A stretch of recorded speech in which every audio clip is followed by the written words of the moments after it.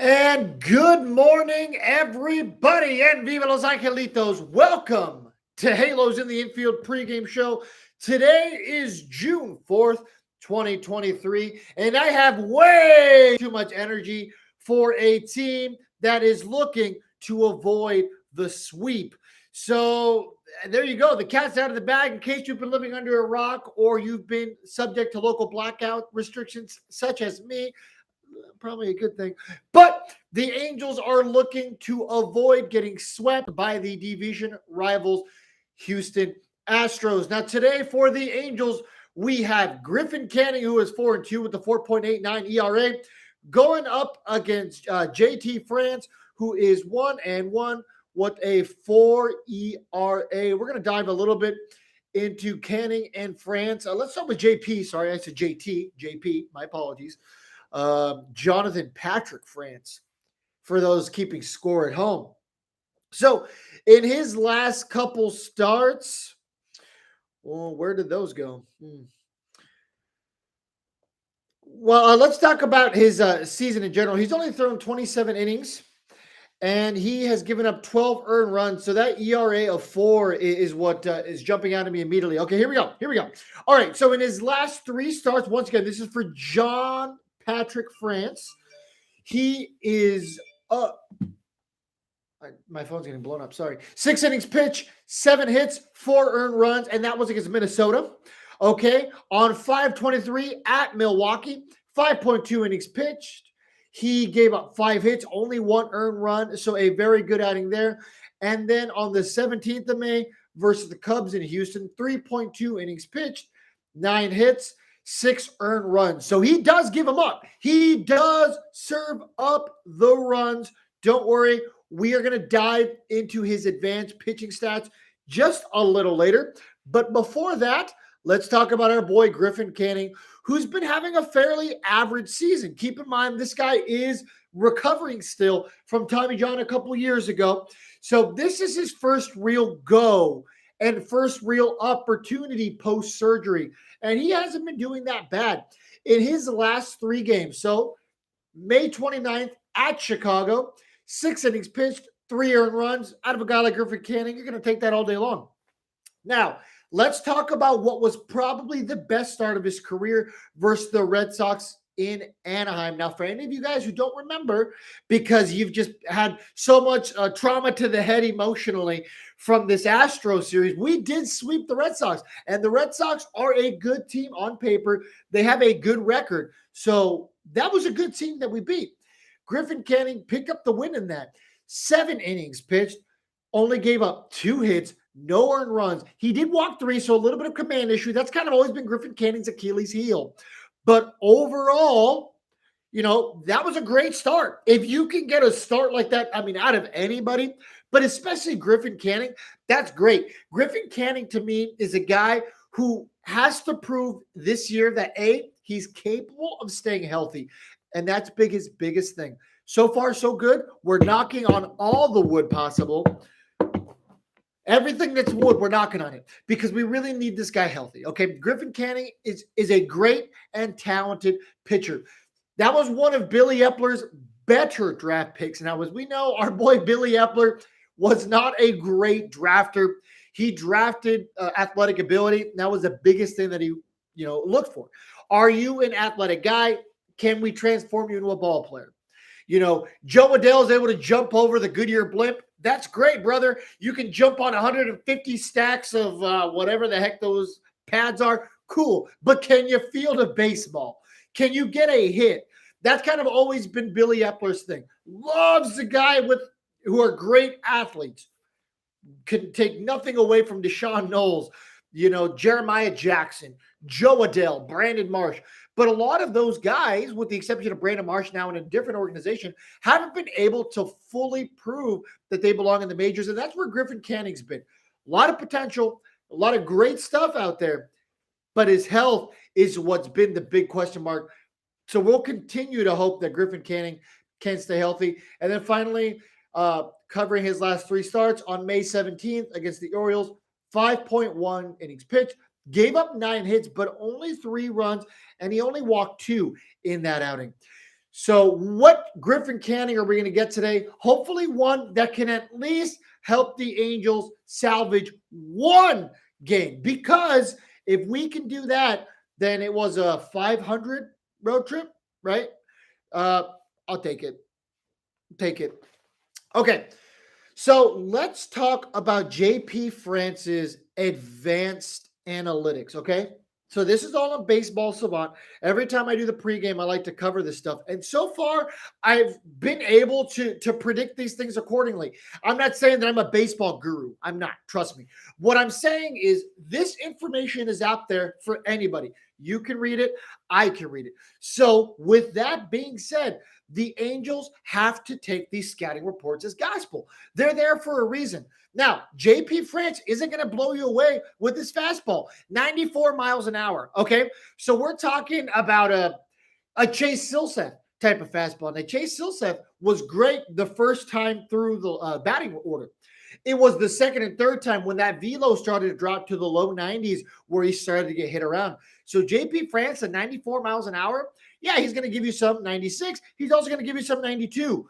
So you need to be able to sit on that fastball. We'll get to that in a second. The cutter, he's going to throw pretty often as well. 86 miles an hour. His slider is about 81 on average. His curveball, now this is what really throws people off. 76 miles an hour. 76 miles an hour is not going to blow anybody away.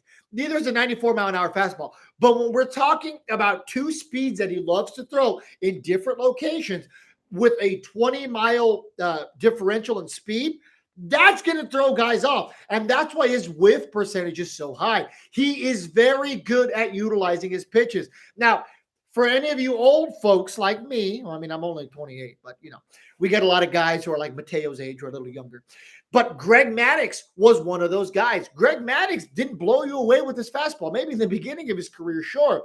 But he knew where to place the fastball. Now, no way am I comparing one of the greatest of all time, Greg Maddux, to JP France. I'm simply saying there is a lot of pitchers who have made good, solid careers out of knowing when to use a specific pitch, where to place it, and making sure they don't get burned when they use specific pitches.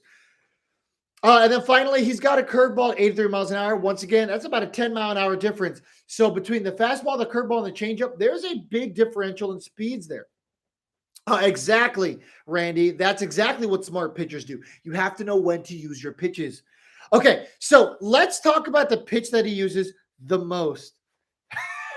Nats fan. Okay. So four-seam fastball. He's going to throw that 41% of the time. That 94-mile-an-hour average pitch, 182. Now, he gets burned a lot at the fastball in on right-handed hitters. So if Mike Trout can take advantage of a 94-mile-an-hour fastball. Now, Trout, yes, he's been having trouble catching up to 100-mile-an-hour fastballs. But 94, I have no problem believing that Trout could take advantage of a pitch like that. So he needs to be able to sit fastball in. Pull the hands in, maybe swing a little earlier because, those Crawford boxes in left field, you got to take advantage of that porch. And that's something the Angels, aside from Brandon Drury this series, haven't really done. I'm not even talking about going for the machismo home run. I'm talking about taking advantage of that tall wall. Hit the ball off of that. You basically get an automatic double if you even have a shred of speed. If you're not Albert Pujols and you can bounce a ball off the Crawford boxes, you're probably at least getting a double.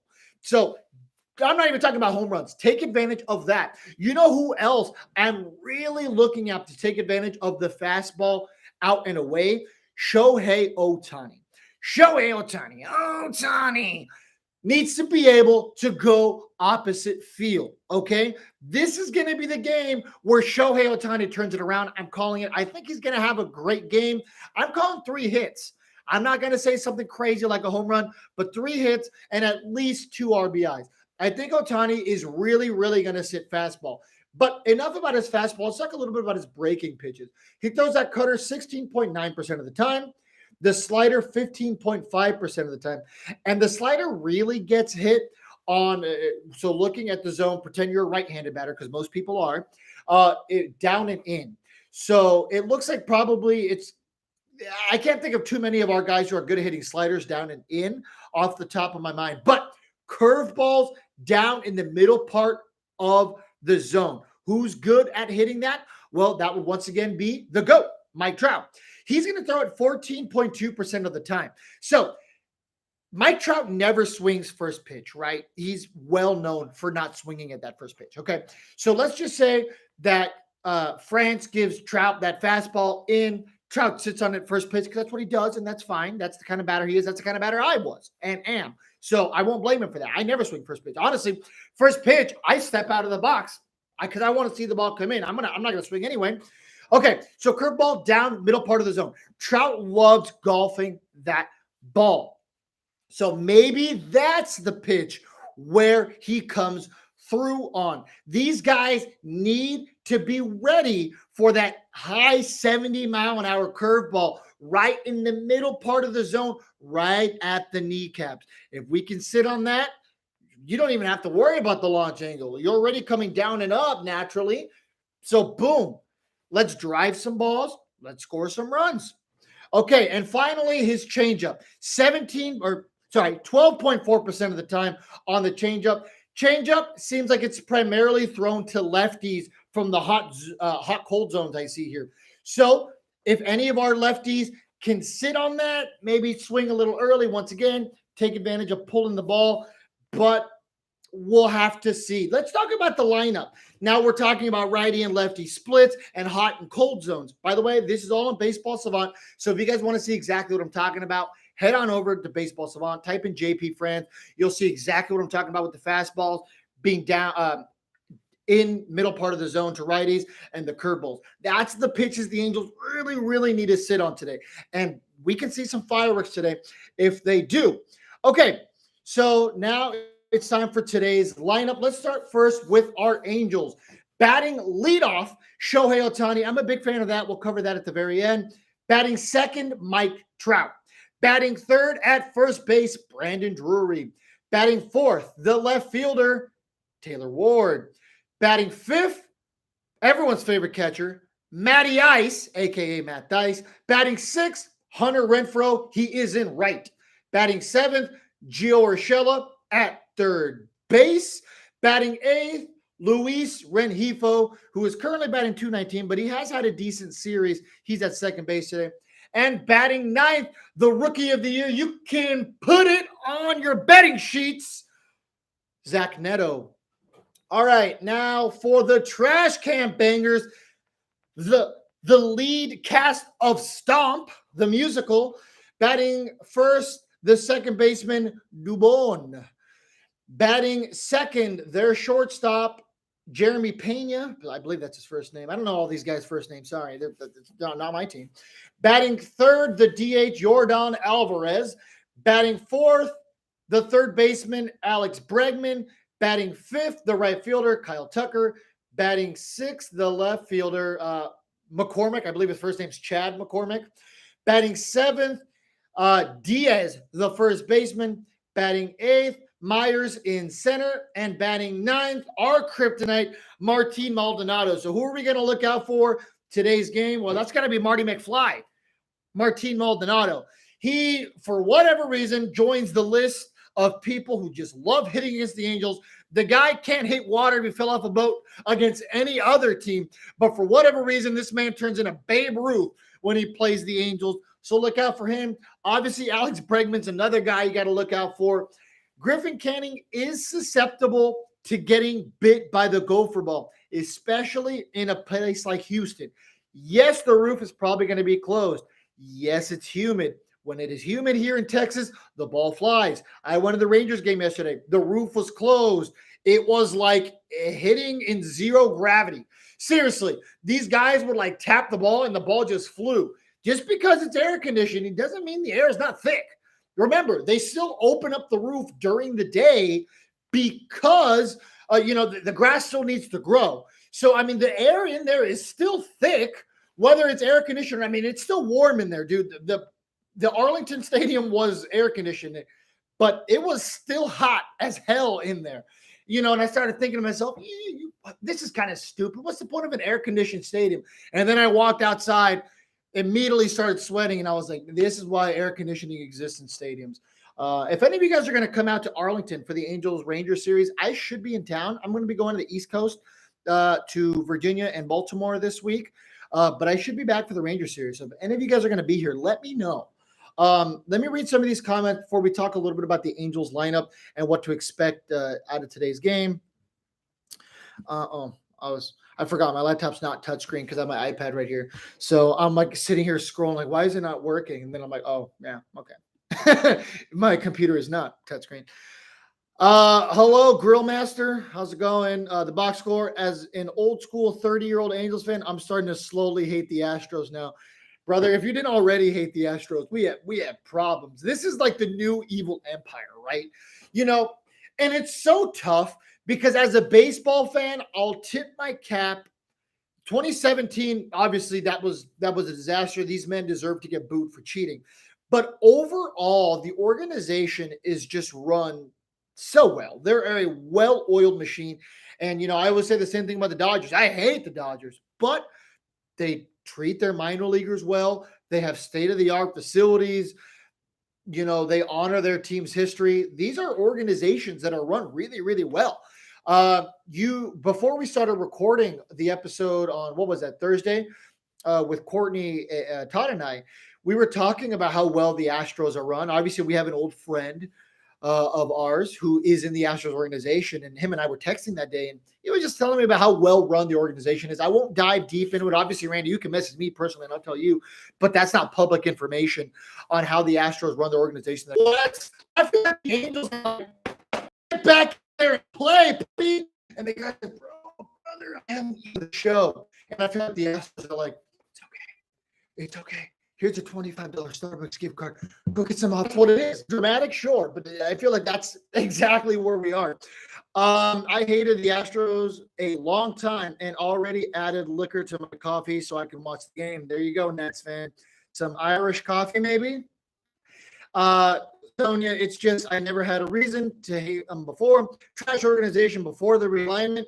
I'm just now getting used to them being in the AL West. Exactly. Yeah, when they were in the Central, nobody cared, right? They made the World Series in 2005 where they got their cheeks clapped like a One Park Gigolo by the Chicago White Sox. He won't need to blow us away. We'll give him all the help I'll need, like watching shot go down the middle. Brian, trade Ohtani now.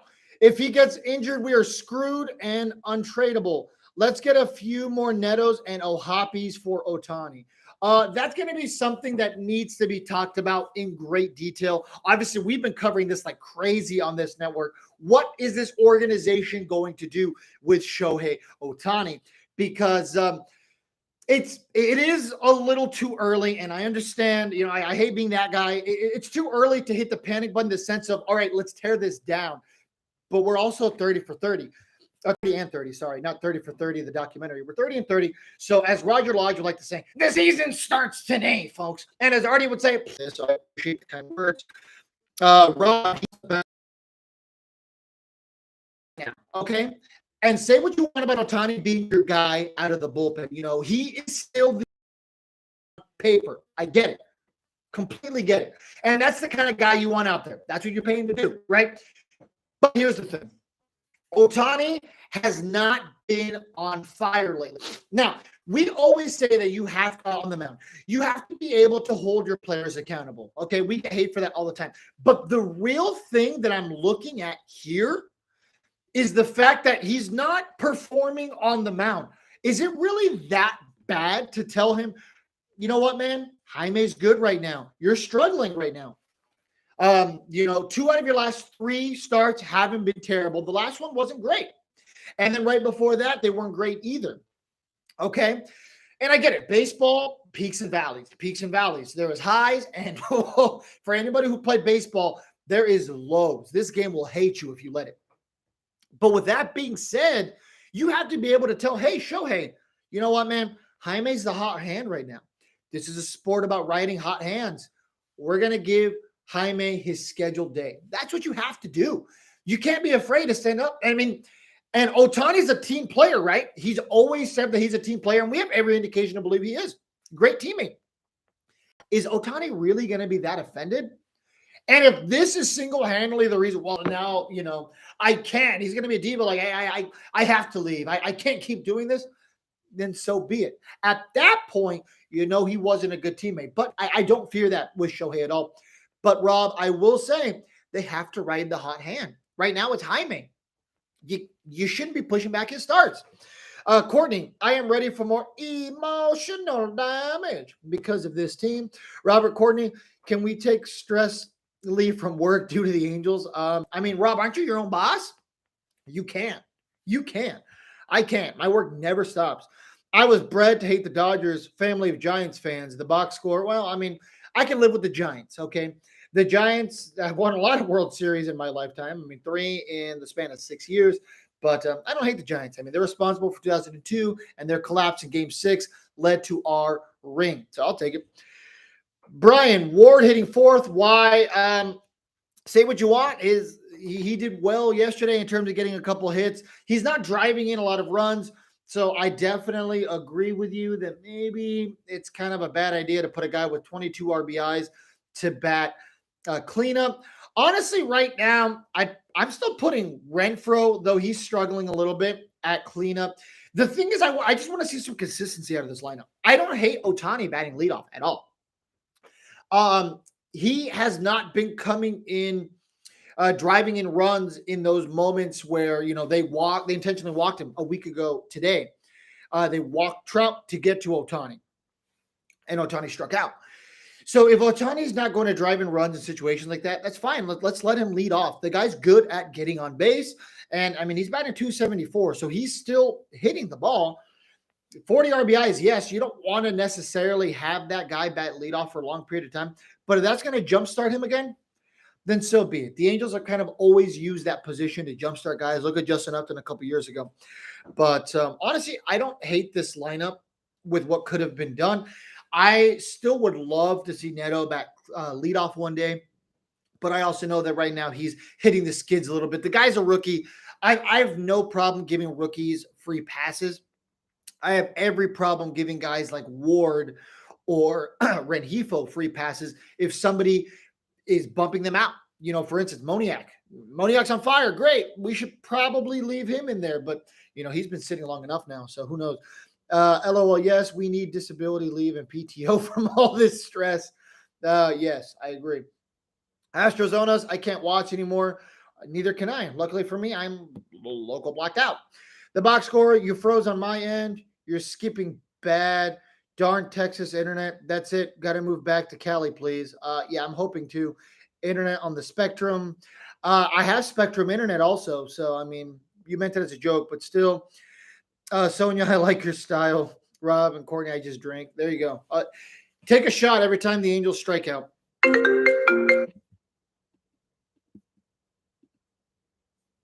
Oh, okay, there we go.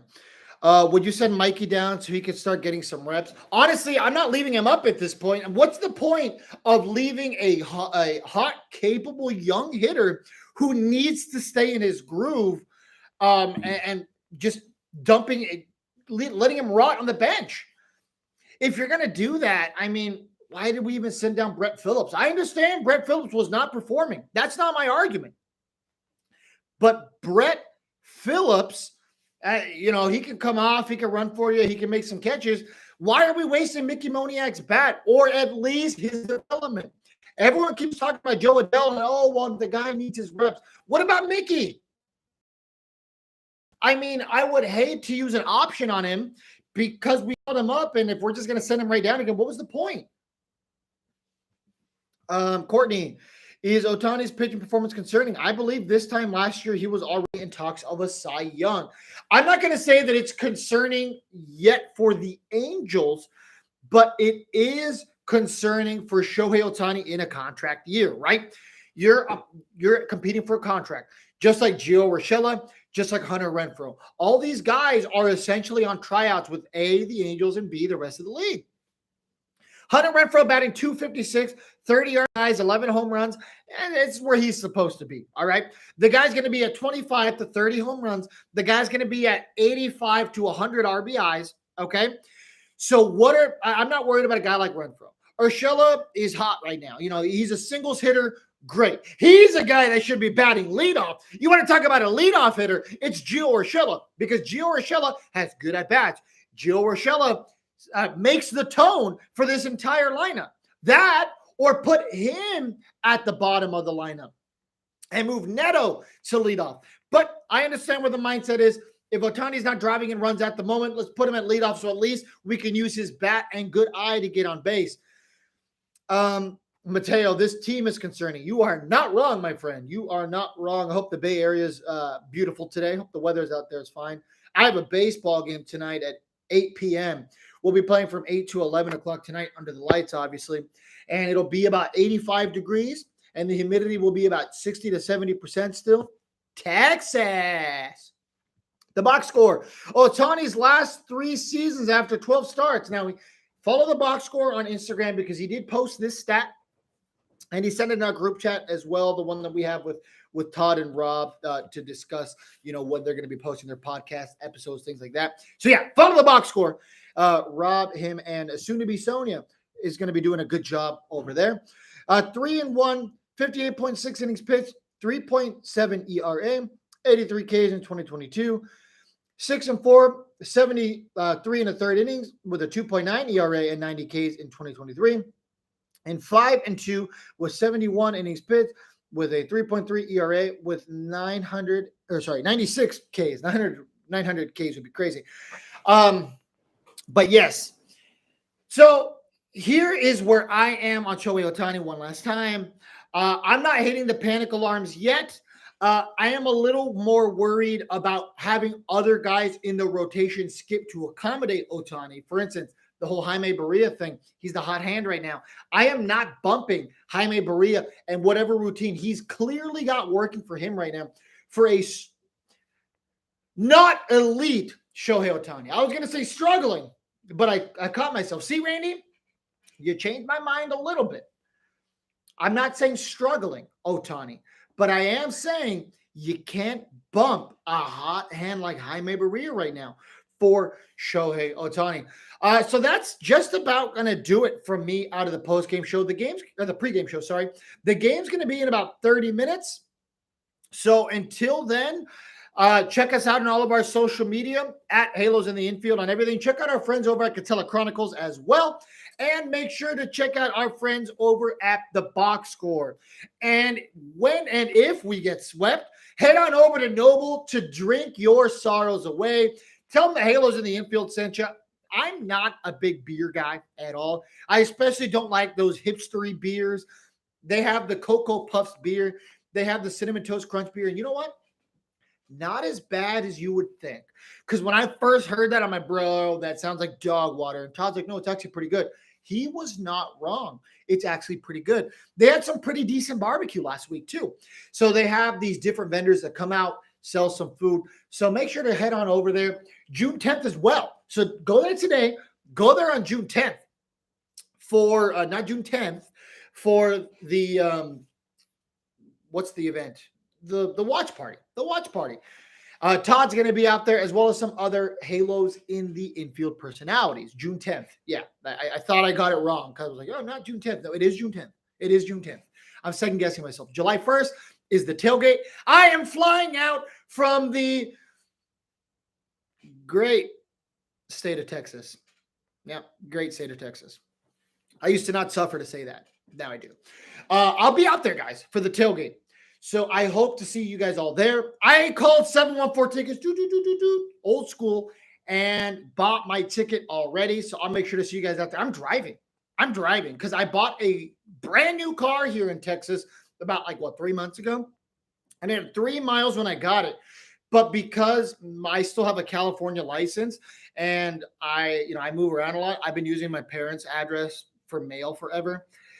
So I paid California taxes on my Texas car. Thumbs up. And now I need to drive it out there to get my brand new car smog tested. So that's not going to be a fun drive. But I get to see the Halo fan. I get to see an Angels game at the tailgate. And I get to go to Disneyland with my parents. And the Angels are playing the Padres in San Diego. And my parents live in San Diego. I'll be staying there for those couple of days. Do I go to Petco Park to watch the Angels and the Padres? If you guys are going to go, let me know because that's going to help me make my decision. If any of you guys come out to Arlington next week, like I said, let me know. At the Lone Star Halo, or you guys can follow my personal page on Instagram at the real Fernando Mendez. People will see it's private and be like, I don't know if I should follow him. We get a lot of people who are fans of the page who follow me. That's fine. I'll accept it. Really, it's only meant to keep one person out and associated friends, ex-wife. So that's it. Everyone else can follow me. But that's going to do it out of me, guys. Thank you guys so much for tuning in. I don't know if we're going to have a post game tonight. I would have happily done it, but local blackouts. I can't watch the game. I don't want to cover something that I'm not able to watch. I'm able to listen, but there's a big difference between listening and, listening to Terry Smith's coverage and not being able to see the pitches, see what pitches are getting taken advantage of and all that. So have a great day, everybody. Thank you guys so much. Follow all of our friends, The Box Score, Catella Chronicles, at Halos in the Infield. Follow us on all of our social medias. Check out our sponsors. And have a great day, everybody, as the Angels look to avoid the sweep. Viva Los Angelitos!